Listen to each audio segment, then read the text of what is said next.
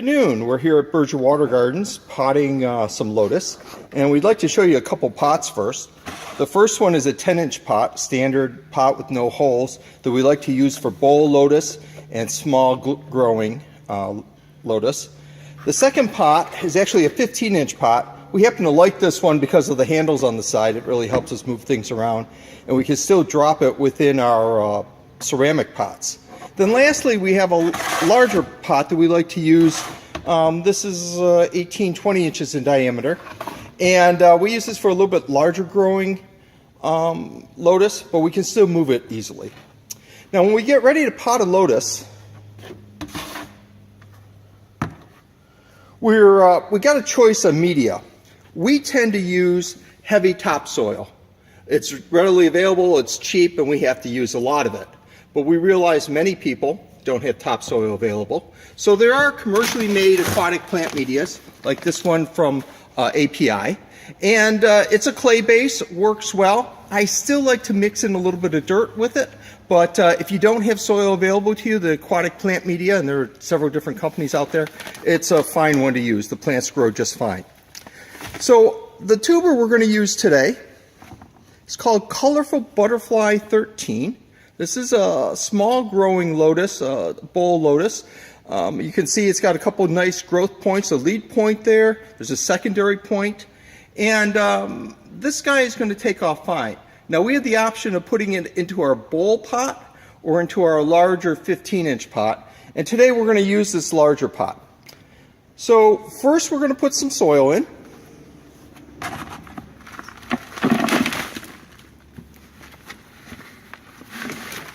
There we go, it's a little bit wet. Okay, pick out some of the debris.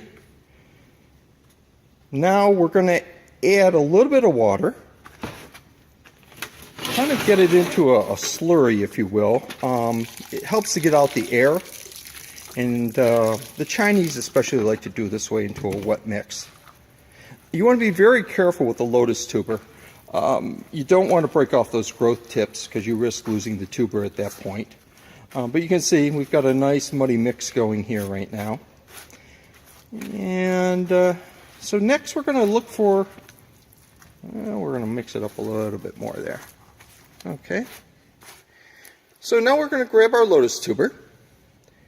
And as you can see, this would be the growing end to the front and then the back. So we're going to place the cut end up against the end of the pond, or the pot, the edge of the pot, and point it towards the center growing or around the perimeter, however it feels like it wants to grow. We're going to put a little bit of mud on there. Just kind of ooze it up a little bit and just let it settle in. Now some folks will take a slightly different approach and set it right on top of the mud and put like a heavy rock on top of it to weight it down. But if you notice, the growth points are just emerging from the mud. And we're pretty much ready to go. It's that simple. So we're going to add some more water. And when you first start out, it's good to only have about an inch or two of water above the actual plant itself. Keep it rather shallow. We could add a little bit more dirt to this pot initially, but we tend to have more water because we grow our plants here on the soil. They're not in ponds, so we want to have enough water there because of evaporation. So it makes it a little bit easier for us. There's the growing tip right there.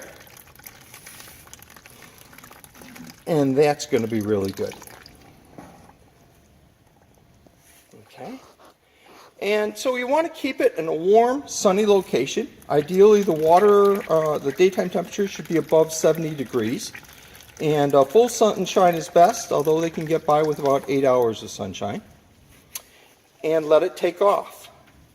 Once you'll get some floating leaves on the surface, those are the water leaves, and then eventually you'll get an aerial leaf.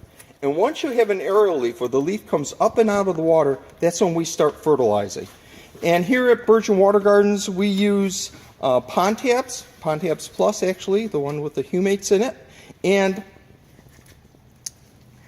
it's a well-balanced mix. You're going to find that the plants will do extremely well. In this size pot, we'll use 2 tablets about every 2 weeks once we get into the growing season, and we're going to stop about Labor Day or so here in the Northeast. So it's very simple. You just push it into the mud when we're ready, just like what Lily's doing there. And you know, we would normally put 2 in, but we'll put it in for right now. There we go. And so our pot of lotus is ready to go. And perhaps the most important thing is to go ahead and put a label on it of some type so you know what plant it is. So later on, if you want to share it with somebody, or if you lose it, you want to replace it, you know which variety it is. Okay, take it away.